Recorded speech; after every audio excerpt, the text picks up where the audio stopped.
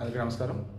7337359375 వెనకలు కూడా అటాచ్ చేసి చూడండి. ఇది ఆంధ్రప్రదేశ్లో ఉన్నటువంటి రైతులందరి దగ్గర ఉంచాల్సిన నెంబర్. ఇది జస్ట్ మీరు దానికి హాయ్ అని మెసేజ్ పెడితే చాలు, మీకు నియర్మైనటువంటి పంట కొనుగోలు కేంద్రం లేకపోతే డీటెయిల్స్ మొత్తం వస్తాయి. ఇప్పుడు మరలా రేపు నుంచి మళ్ళీ వర్షాలు అంటున్నారు, ఆ కొత్త తుఫాన్ ఏదో అంటున్నారు. సో ముందుగా మీరు కనుక ధాన్యం కనుక కోసి కనుకుంటే జాగ్రత్తగా దాచుకోండి. కొద్ది రోజులు, రేపు 20-27 వరకు వర్షాలు ఉండవచ్చు. ఈలోపు ఆల్రెడీ మీ దగ్గర పంట రెడీగా ఉంటే ఆ ధాన్య సేకరణ ఎక్కడ మొత్తం కనుక్కొని ఈ నేను చెప్పిన నెంబర్కి మెసేజ్ పెడితే చాలు.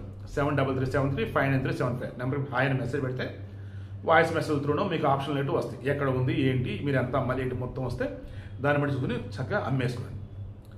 ఏపీలో ఉన్నటువంటి కూటమి ప్రభుత్వం, జనసేన, బీజేపీ, టీడీపీ ముగ్గురు కూడా కలలో కూడా ఇంకెవరికి కూడా జగన్కి ఓటేయాలన్న ఆలోచన రాకూడదు అన్నట్టు, కూటమి ప్రభుత్వం సరిగా చేయట్లేదురా జగన్ బెటరా అన్నటువంటి ఆలోచన ఎవరికి రాకూడదు అన్నట్టు వీళ్ళు పెడుతున్న ఎఫర్ట్స్ నిజంగా సింప్లీ సూపర్.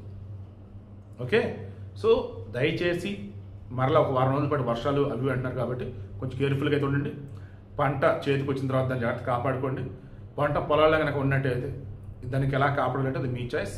బట్ ప్రతి గింజ, చివరి గింజ కూడా ప్రభుత్వమే కొనుగోలు చేసింది. ఎక్కడ కూడా దళారులను ఆశ్రయించవద్దు, ఇబ్బంది పడద్దు. పంట కొనుగోలు కేంద్రాలు ఏవైతే ఆ డీటెయిల్స్ మొత్తం కూడా ఇప్పుడు వెనకాల అటాచ్ చేసిన దానికి చూడండి.